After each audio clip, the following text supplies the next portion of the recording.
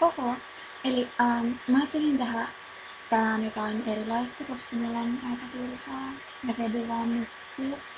Niin mä ajattelin kuvata tällaisen kivan pienen pätkän juhannuksen toivotukseksi. Ja ehkä mä jotenkin pystyn tässä näyttämään samalla, mitä mulla on päällä tänään vaikkapa. Paitsi että tää kuva menee niin hitaasti, että mä en tiedä miten tää nyt tulee onnistumaan. Mutta mulla on tällainen Marimekon muutaman vuoden takainen pitkä historia. Se menee tästä näin. Harvilla ylös ja se on kiva tommonen kokoa. Ja mulla on tässä päällä tämmönen kirppis-villakakki, tai itse asiassa nyt kaneula takki. Tää on nyt mun lemppari juttui tällä hetkellä. Mä en tiedä sieltä nyt kiva, kun siinä on tollaset harpäkkeet tuossa sivulla. Ja mä ajattelin alun perin ottaa mukaan tän laukun, tämmösen tonnaustikkarin niin. Mutta mä en ihan tiedä sopiiko se tähän, koska alun perin mä aioin laittaa ton se Marimekon sellaisen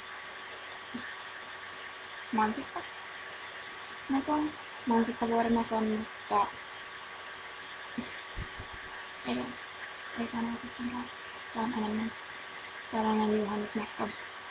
Paitsi että tässäkin nyt käytiin tällaista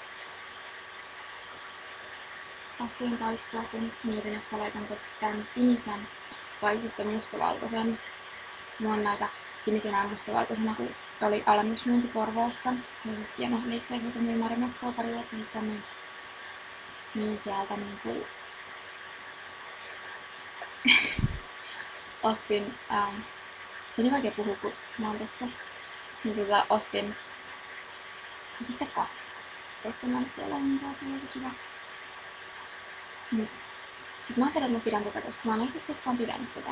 Että mä oon aina vaan pidänyt sitä mustavalkoista sitten. Että mä pidin sitä kans mun veljen lappiaisissa. Ja nyt on sitten tämän tuoda. Tämä on kiva. Vaikka mä en oo nyt ihan varma siitä, että sopiiks tää sininen mulle ihan maailman parhaiten, mutta ei kannata ajatella aina sitä, että sopiiko. Vaan pitää vaan. Mä itse asiassa mietin kanssa sitä, että kun mä muistan, että kuka se oli, joka puhui siitä, että Ilta-Sanomissa oli jotain tällaisista tyylivirheistä.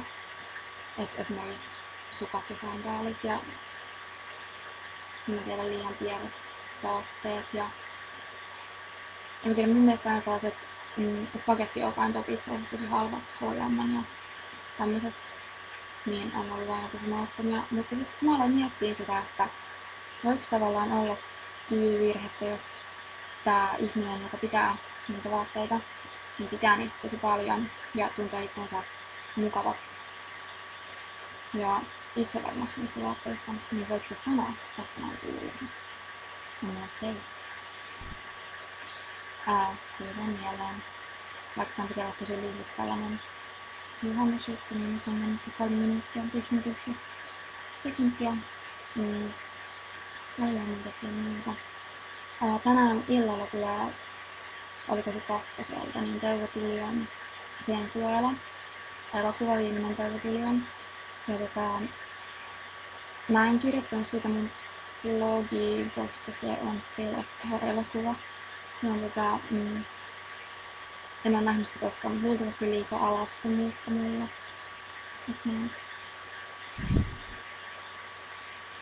Teuvo Tulion elokuvat muuten tosi mielenkiintoisia, kivoja. Mutta vanhemmilpäivillä on sitä tullut tämmöisiä. En tiedä, 70-luvun elokuvat muutenkin on vähän sellaisia, että mä en ehkä niin pidä. 60-luvunkin. Ne on aika sellaisia, niissä puhutaan paljon kaikkia näitä yhteiskuntajuttuja, sellaisia ajanhenkiä. Mä tiedän, niissä puhutaan paljon, mut sit en tiedä, onko se niinkään mielenkiintoista, mitä ne puhuu.